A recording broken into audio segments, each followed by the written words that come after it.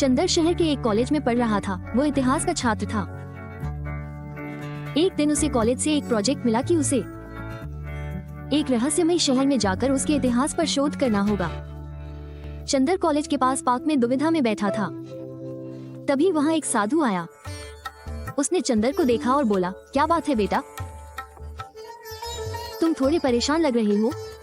साधु की बात पर चंदर बोला, बेशक यह असुविधा की बात है साधु, लेकिन चलो तुम मेरे मामले में मेरी मदद नहीं कर सकते। चंदर के जवाब पर साधु मुस्कुराया और उसने कहा, किसी के बारे में इतनी जल्दी फैसला करना अच्छी बात नहीं है।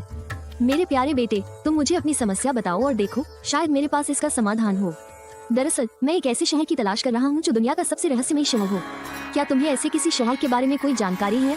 चंदर की बात सुनकर एम फिर मुस्कुराया और बोला, बेटा ध्यान से सुनो, यहाँ से थोड़ी दूर पर आम का पेड़ है।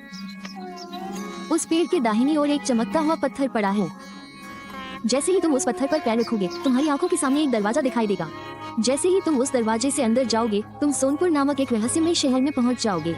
चंदर की समस्या हल हो गई। उसने साधु को धन्यवाद दिया और अपना थैला लेकर सीधा उस पेड़ के पास पहुंच गया। ऐसा लग रहा था कि यह वही पत्थर है जिसके बारे में साधु बात कर रहा था। जैसे ही चंदर ने पत्थर पर पैर रखा सचमुच उसके सामने एक दरवाजा प्रकट हो गया।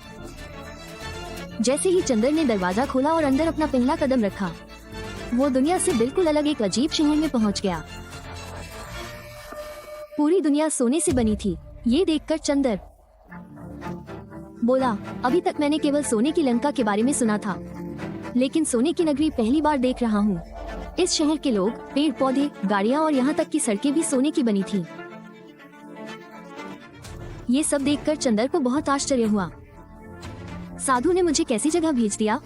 यहाँ न तो कोई जीवित मनुष्य है न ही कोई जानवर, सभी सोने के बन गए हैं। चंदर को प्यास लगी थी।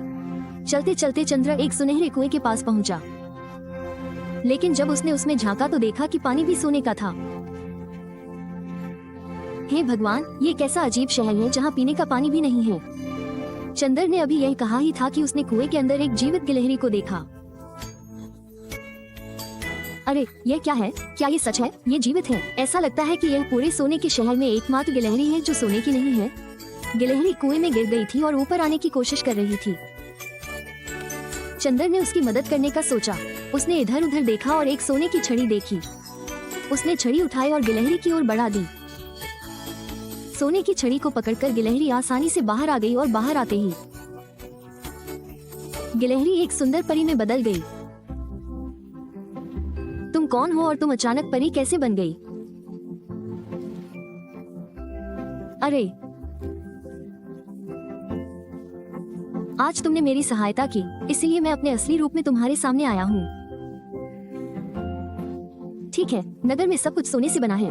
क्या इसके पीछे कोई कहानी है? ये सब उस लालची साधु का परिणाम है। वही इस नगर की दुर्दशा का जिम्मेदार है। साधु? कौन साधु? और उस साधु ने क्या किया?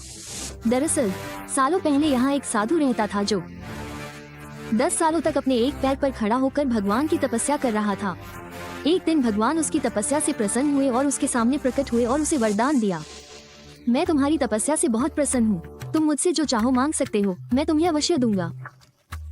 ये सुनकर साधु बोला, हे भगवान, मुझे ऐसी शक्ति दो कि मैं जिस चीज को भी छूऊं वह सोने में बदल जाए। साधु के ये शब्द सुनकर भगवान बड़ी विकट स्थिति में आ गए। यह वरदान भविष्य में तुम्हारे लिए श्राप बन सकता है। वास्तव में ये तुम्हें और इस पूरे नगर को नष्ट कर देगा।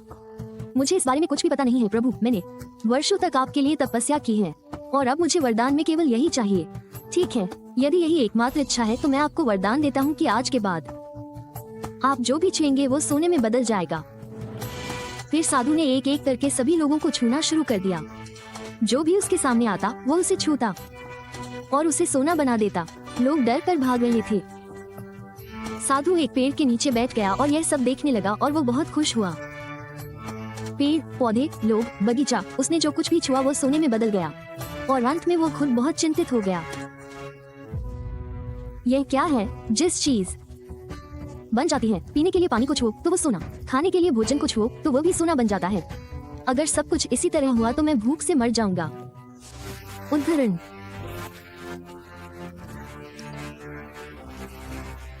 है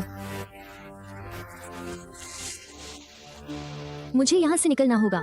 मैं उस शहर में कैसे रहूंगी जहाँ खाना और पानी भी सोने का है?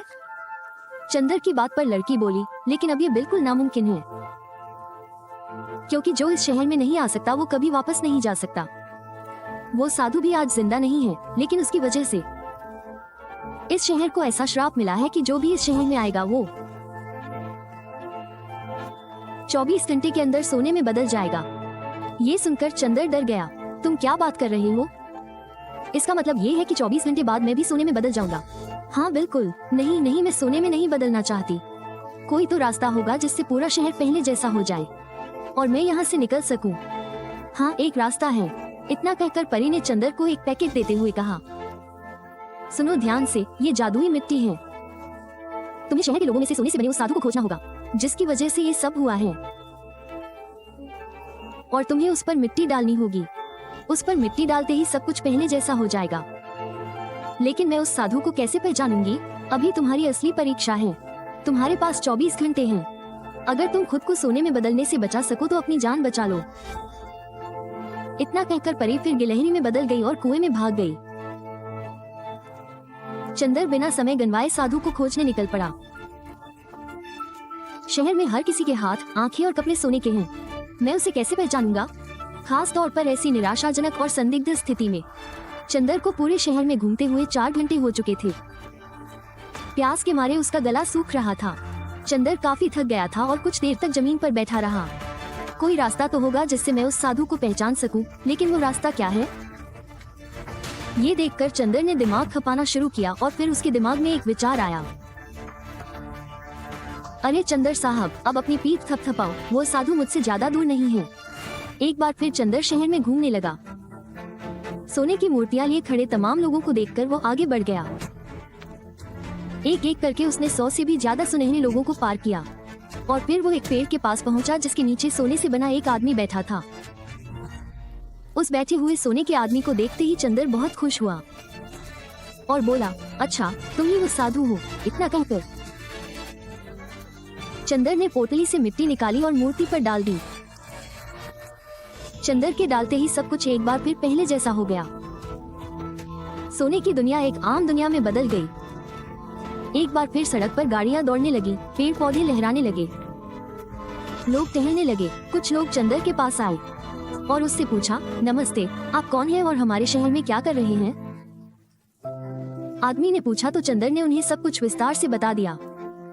सारी बात जानने के बाद वो आदमी बोला, आपकी कृपा के लिए बहुत बहुत धन्यवाद। आपने आकर हमारी जान बचाई, वरना हम सालों से सोने से बने शहर में पड़े रहते। पर हमें एक बात समझ नहीं आई, आपने कैसे जाना कि हम में से कौन साधु है? आदमी की बात सुनकर चंदर बोला, इसके पीछे बहुत सीधा सा तर्क था। जाहिर सी बात है कि जब साधु को वरदान मिला तो सभी अपनी जान बचाने के लिए उससे दूर भागने लगे। इस कारण वे भागने की हालत में थे और सोने में बदल गए। इसलिए शहर के ज्यादातर लोगों के पैर हवा में थे क्योंकि वे भाग रहे थे। पर एक व्यक्ति था जो एक पेड़ के नीचे बैठकर आराम कर रहा था क्योंकि उसे अपनी जान का डर नहीं था। इसलिए उसे देखते ही मैं समझ गया कि यह वही साधु है। चंदर का जवाब सुनकर सभी खुशी से झूम उठे और उसे अपने कंधों पर उठा लिया। तो देखा आपने, कितनी छोटी सी समझदारी हमें बड़ी मुसीबत से